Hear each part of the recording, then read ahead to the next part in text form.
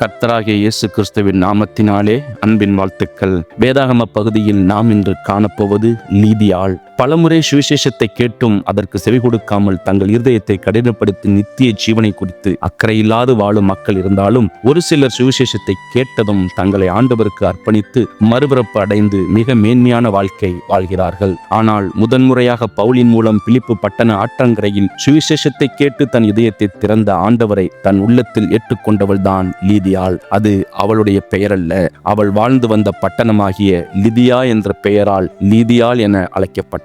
இவள் பெயர் 2 முறை வேதத்தில் கூறப்பட்டுள்ளது. இவள் வாழ்ந்து வந்த தியத்திரா என்ற ஊர் லீதியா என்ற பகுதியில் இருந்தது. தியத்திராவின் சிறப்பு தொழில்கள் துணி நெய்தல், துணிக்கு சாயம் பூசுதல், மண்பாண்டங்கள் செய்தல், வெண்கலத்தால் பாத்திரங்கள் செய்தல் ஆகியவை ஆகும். இந்த லீதியாள் தியத்திராவில் இருந்து ரோமர் குடியேறிய பிலிப்பு பட்டணத்தில் வந்து குடியிருந்து தன்னுடைய சொந்த இடத்து தொழிலான இரத்தாம்பர துணிகளை செய்து வியாபாரம் நடத்தினாள்.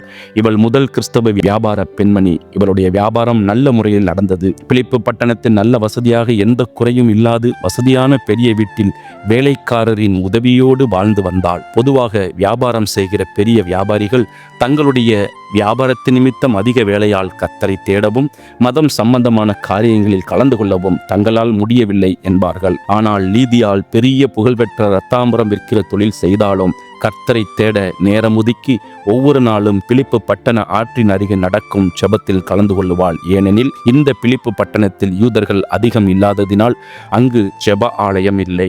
இவள் தேவ பக்தியுள்ள ஒரு பெண்ணாக இருந்தாள். இவளுக்கு உண்மையான ஜீவனுள்ள தேவனை தான் தெரிந்து கொள்ள வேண்டும் என்கிற வாஞ்சை இருந்தது. அவளது வாஞ்சையை அறிந்த கர்த்தர் பவுலையும் சீலாவையும் அனுப்பி ஆற்றின் அருகே வந்த லீதியாளோடு பேசினார். பவுலும் அவனது குழுவினரும் ஆற்றின் அருகே ஜெபத்தை முடித்த பின் அங்கு கூடியிருந்தவர்களுக்கு உபதேசித்தார்கள். அங்கே கூடி வந்த பெண்களில் ஒருவராக லீதியாளும் பவுலின் பிரசங்கத்தை கேட்டாள். அவளுடன் இருந்த மற்ற பெண்கள் பவுலின் உபதேசத்தை ஏற்றுக்கொண்டார்களோ இல்லையோ, லீதியாளின் இருதய கதவுகள் பவுலின் உபதேசத்தின் மூலம் திறந்தது. வெளிப்படுத்தல் 3:20 சொல்லுகிறபடி ஆண்டவராகிய இயேசு கிறிஸ்து லீதியாளின் இருதயத்தில் உட்பிரவேசித்தார். லீதியாள் இயேசு கிறிஸ்து தன்னை ரட்சிக்கவே இந்த உலகத்திற்கு வந்தார் என்ற சத்தியத்தை விசுவாசித்து அவரை ஏற்றுக்கொண்டாள். இப்படி அவள் இயேசுவின் மேல் விசுவாசம் வைத்ததினால் அவளும் அவள் வீட்டார் அனைவரும் ரட்சிக்கப்பட்டார்கள்.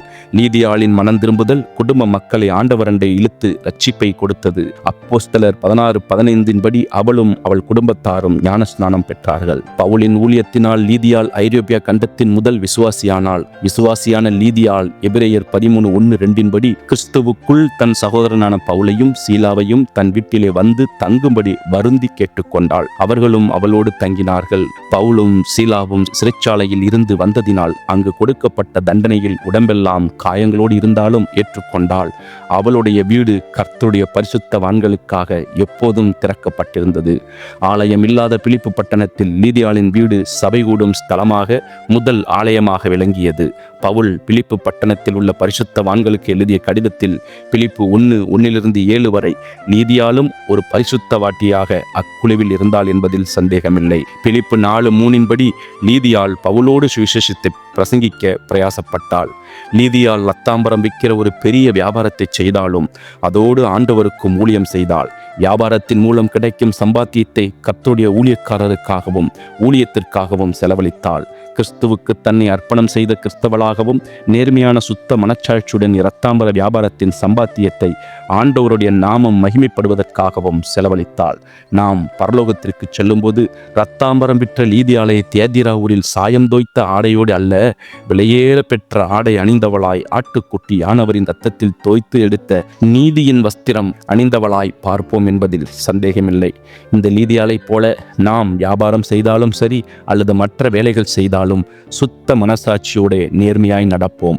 நமக்கு கொடுத்திருக்கும் பணியை உண்மையாய் செய்து முடிப்போம். ஒருவேளை இன்னும் இயேசுவை சொந்த இரட்சகராக ஏற்றுக்கொள்ளவில்லையானால் லீதியாளைப் போல நமது இருதயத்தை திறந்து ஆண்டவரை சொந்த இரட்சகராக ஏற்றுக்கொள்வோம். ஊழியக்காரரை தாங்கி ஆதரித்து விருந்தோம்பல் அளிப்போம். பவுல் லீதியாளை பரிசுத்தவான்களின் கூட்டத்தில் ஒருவராக கண்டது போல நம்முடைய வாழ்க்கையில் மற்றவர்கள் பரிசுத்தம் காணட்டும். இப்படிப்பட்ட வாழ்க்கை வாழ்ந்து பரலோகத்தில் ஆட்டுக்குட்டி யானவரின் இரத்தத்தால் தோய்த்து எடுக்கப்பட்ட வெண்வஸ்திரமாகிய நீதியின் ஆடை அணிந்து கர்த்தரை துதிக்க கர்த்தர் நம் ஒவ்வொருவருக்கும் உதவி செய்வாராக. கர்த்தராகிய இயேசு கிறிஸ்துவின் நாமம் மகிமைப்படுவதாக. தேவன் உங்களை ஆசீர்வதிப்பாராக. ஆமேன்.